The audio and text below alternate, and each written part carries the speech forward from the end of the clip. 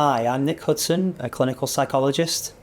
And I'm Catherine Barlow, also a clinical psychologist, and we work in psychology and healthcare for children and young people. And this is a short video about adjustment. And by adjustment, we mean psychological challenge of adjusting to a new health condition. It's a short video and it's aimed at young people and parents. If you have any questions at the end of this video, please speak to your medical team about it. So as psychologists, when we talk about adjustment, what we mean is the process that people go through to get used to things about themselves or their lives that might be different because of their health condition. And usually there are lots of adjustments that happen at the time of diagnosis, but actually adjustment can be ongoing. It's not just a one-off event, it's something that carries on throughout people's lives. And adjustment is different for everybody. And the key challenge about adjustment is learning to live with changes that happen in your life because of your health condition. Some of the key things that children and young people often talk about are things like changes in the activities or hobbies that they're able to manage to do, about their energy levels, about their identity. Some people might have changes in appearance. Some people might have to change their plans for the future, or there might be some things like missed school or missed social occasions, which can have a really big impact on people. As well as those changes, there might be extra things that children and young people have to do because of their health condition, things like attending appointments, or taking medications, or doing various treatments that they need to do to look after their health. And all of those changes and those extra tasks can create quite a lot of stress for children and young people, and also for their families. There can be a lot of emotions that go alongside that, and those emotions can be quite commonly things like grief, maybe feeling different, worry, anger, sadness.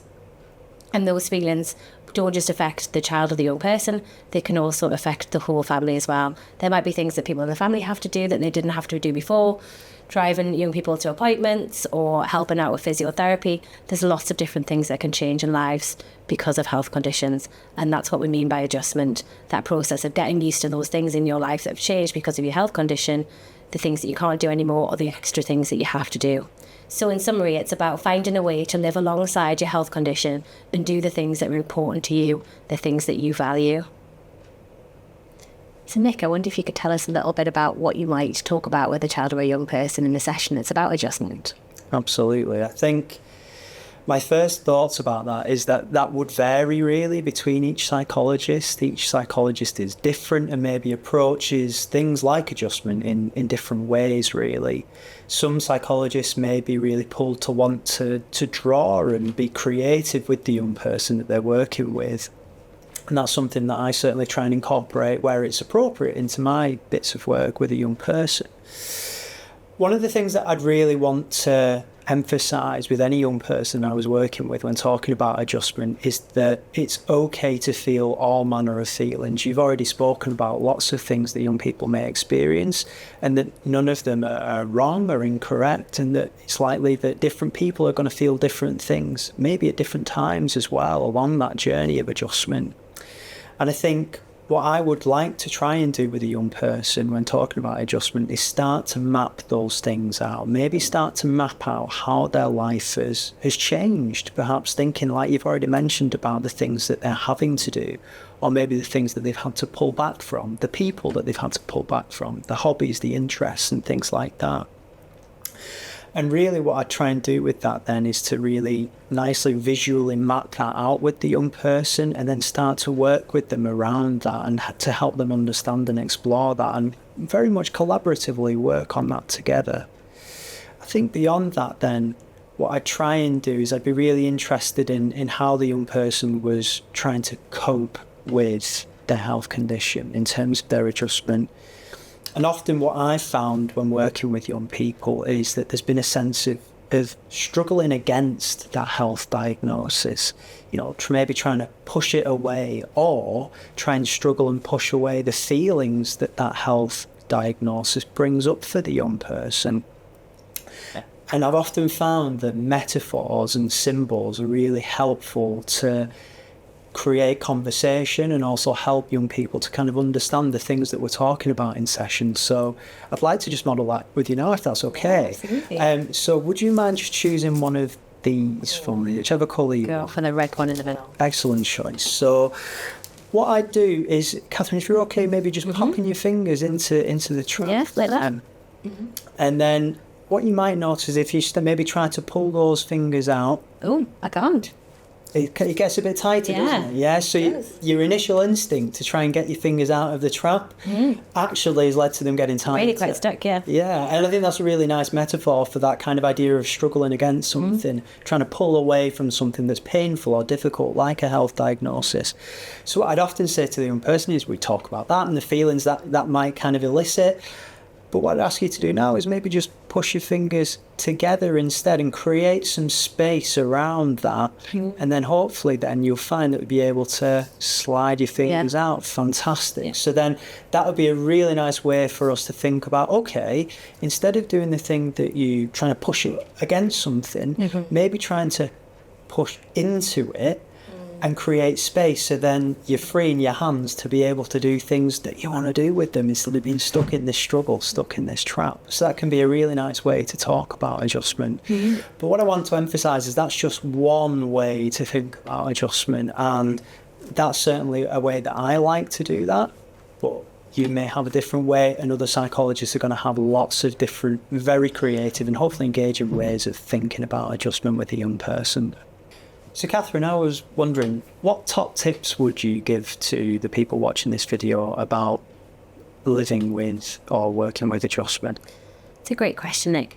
So when I'm thinking about adjustment, one of the things that I often talk to families about is about whether they can link in with local support groups or peer mentors.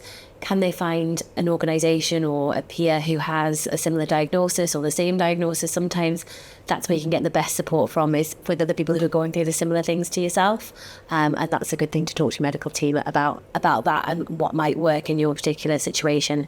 The other thing that I think is really important when it comes to adjustment is routines, and sticking to routines where you possibly can. Obviously, sometimes a routine needs to be adjusted because of your health condition, but sticking to a very regular routine and also putting things in that routine that you enjoy, things that give you a sense of achievement and things that you really value in your life as well. And the other big tip I would say would be to think about stress management, because as we've talked about, adjustment can bring along a lot of emotions and bring a lot of extra tasks, and that can be quite stressful and cause quite a lot of tension during that. And there's lots and lots of ways that people can manage stress.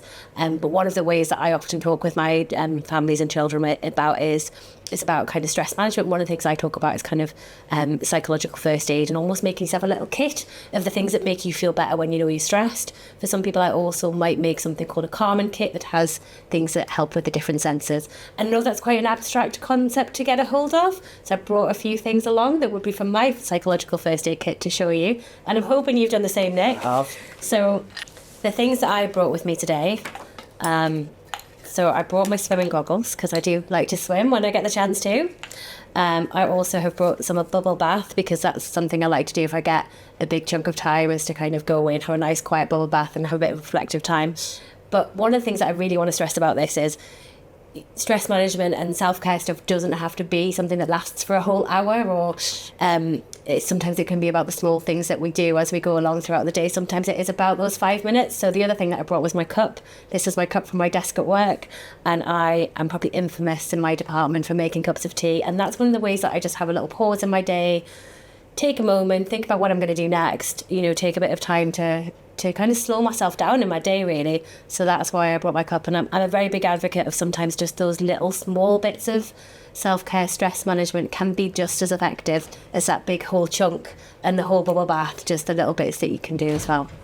And the other thing that I brought as well is a photograph. So this photograph is very personal to me. So this is a beach that I have been to, and this is the basis of my my safe place. So I often do this, is that idea about developing a place that has a real sensory impact that you can use. You can use it to bring it up in your mind, in your imagination. It's a place that you can go to that helps you to kind of feel calm, and kind of can be a real place that's kind of a haven for dealing with some of that stress. I'm hoping that you've also brought some things to show us, Nick. I have. So I have my headphones here. These symbolise, for me, music is really important, specifically when thinking about part of that de-stress kit. Specific playlists that I've curated and created over a long period of time, just really kind of relaxing, peaceful kind of music to just bring me down a little bit if I've had a difficult day, things have been happening, or I'm quite stressed about something. That could be really helpful.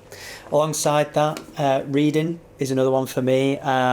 it's a fiction book. I think it's something that's very separate from the thing that I'm stressed about or that I'm dealing with. So I'm a big science fiction fan, all those kinds of things. It really kind of help to de-stress, take me away from the reality of something that I'm stressed about.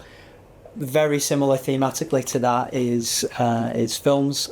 Films are a massive passion of mine.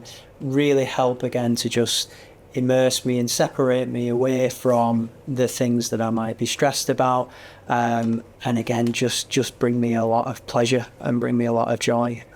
So those are essential parts of my de-stress kit, I suppose. It's very thank you. So I suppose what we just wanted to say is thank you very much for watching.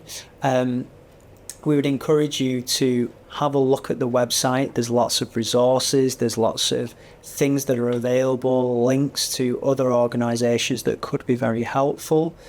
But ultimately as well, what we'd ask you to do is to, if you want to know more or if you have any other questions, to link in with the medical team that you have a relationship with or that you're linked in with, and certainly if you want to know more about accessing psychology services.